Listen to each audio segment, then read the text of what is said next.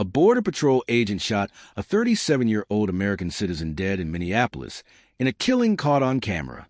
The Department of Homeland Security, DHS, told the Daily Mail that the victim was armed with 2 magazines and that the gun has since been recovered by federal authorities. The shooting occurred during what appeared to be a struggle involving multiple agents just after 9 a.m. Saturday morning near Glamdall Donuts at 26th Street and Nicollet Avenue. Video shows agents wrestling the man to the ground before one federal agent fires multiple shots into his chest, after which the agents scatter. This marks the 3rd shooting in recent weeks involving federal agents in Minneapolis, coming after an ICE officer fatally shot Renee Nicole Good on January 7th, and another federal agent wounded a man about a week later. Minneapolis Police Chief Brian O'Hara said the person shot is believed to be a 37-year-old white U.S. citizen who lived in the city. The Minnesota Star-Tribune identified him as Alex Jeffrey Preddy. During the news conference, O'Hara said the man's only contact with police, to their knowledge, was related to parking tickets. The chief said officials have identified the man, who is believed to have had a gun permit, though his name has not yet been released. Minnesota law allows permit holders to openly carry handguns in public without concealing them. DHS shared a photo of the firearm, which was seen lying on the passenger seat of a car. Minneapolis city officials have since addressed the emerging news on X, stating they are aware of reports of another shooting involving federal law enforcement in the area. We are working to confirm additional details. The department's post read, "We ask the public to remain calm and avoid the immediate area." President Donald Trump has also been briefed on the shooting, a White House official told the New York Times. DHS has since shared its account of the shooting on X, saying the deadly incident began as a targeted operation against an illegal alien wanted for violent assault.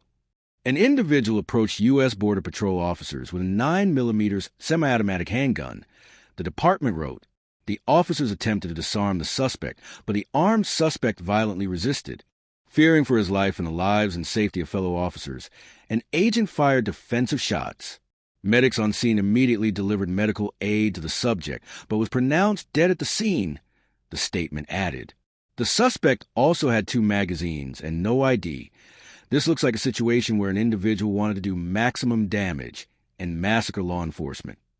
DHS also wrote that about 200 rioters arrived at the scene and began to obstruct and assault law enforcement, leading to the deployment of crowd control measures. The city's police department and officials with the Minnesota State Patrol are on scene and working to keep hundreds of observers and protesters separated from the federal agents. As crowds continue to gather, the Minnesota State Patrol declared an unlawful assembly in the vicinity of the fatal shooting, according to CBS News. Protesters are blocking streets with dumpsters and restaurant furniture while shouting, "ICE go home," at agents, with the area still secure with police tape, according to the Star-Tribune. At least 2 flashbangs have gone off as agents only continue to push back protesters with tear gas, with the fumes still lingering in the air, the outlet reported. Protesters are remaining on the scene, screaming behind barriers, banging on dumpsters and running backwards whenever officials deploy tear gas. Residents are shouting at agents, calling them Nazis, and insisting that all immigrants are welcome, while others are frantically trying to move their parked cars out of the area. Chief O'Hara said during the press conference that 2 small fires have been set and police and fire departments are working together to extinguish them. One protester, who the New York Times said either dropped or threw his sunglasses, was met with pepper spray to the face. "This is not okay for our city." Joy, a 55-year-old resident at the scene, told CBS News, "This is when we show our resolve as a city, because we're better than this. We are under attack by this administration right now, and this is not okay. It's just not." Several witnesses were transported to the Bishop Henry Whipple Federal Building as icy agents tried to order local police to leave the scene, but Minneapolis Police Chief Brian O'Hara refused. O'Hara has instructed his officers to preserve the scene, with Hennepin County Attorney Mary Moriarty stating that her office is working alongside the Minnesota Bureau of Criminal Apprehension, BCA, to coordinate a state response. The scene must be secured by local law enforcement for collection and preservation of evidence. Moriarty said, according to the Tribune, "We expect the federal government to allow the BCA to process the scene," she added.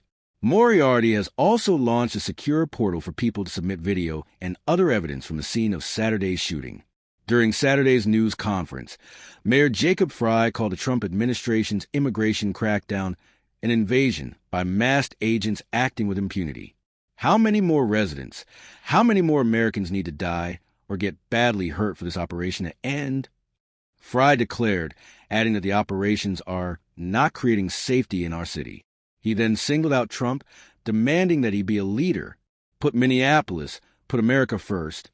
Frey said, urging the president to take action now and remove these federal agents. Governor Tim Walz responded on X with a blistering demand directed at President Donald Trump.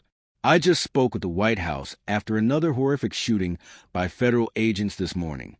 Minnesota has had it. This is sickening, Walz wrote. The president must end this operation. Pull the thousands of violent, untrained officers out of Minnesota, he added. Now, in another statement to X, Senator Amy Klobuchar wrote, there has been another shooting involving federal agents in Minneapolis, and I am working to get more information. To the Trump administration and the Republicans in Congress who have stood silent, get ICE out of our state now, she added. Minnesota Representative Ilhan Omar shared the video to X and wrote that it appears to be an execution by immigration enforcement. I am absolutely heartbroken, horrified, and appalled that federal agents murdered another member of our community. It is beyond shameful these federal agents are targeting our residents instead of protecting them, she wrote. Omar claimed that the incident isn't isolated or accidental, and said that the Trump administration is trying to beat us into submission rather than protect us. This administration cannot continue violating constitutional rights under the guise of immigration enforcement. ICE and CBP must leave Minnesota immediately, the rep wrote. Their presence is terrorizing our communities, violating rights, and taking lives with zero accountability, she added.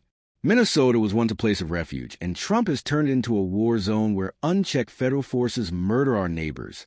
Senator Aaron Murphy, the top Democrat in the state Senate, issued a statement demanding an end to the federal operation. ICE is a brutal invading force that acts without accountability or the most basic respect for human dignity or life, she said. These agents of violence need to be brought to justice. Saturday's fatal shooting comes just a week after an ICE agent, who DHS said feared for his life, fired a defensive shot at illegal migrant Julio Cesar Sosasilis in Minneapolis, striking him in the leg. Sosasilis was taken into custody after a targeted traffic stop turned violent, according to DHS. Immigration and Customs Enforcement, ICE, agents tried to pull him over, but Sosasilis allegedly sped off, crashed into a parked car, and then fled on foot. A pursuit ensued and agents tried to detain him, but he resisted arrest and violently assaulted an officer, the Trump administration said. A struggle broke out, bringing both Sosasilis and the officer to the ground.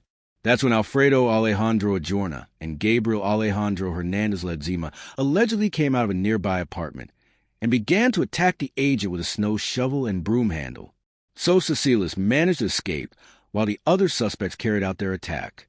He then picked up the shovel or broom and started to strike the officer. The three suspects, all Venezuelan nationals who entered the U.S. under the Biden administration, ran back inside and barricaded themselves in the apartment. They were later arrested by ICE officials and charged with attempted murder.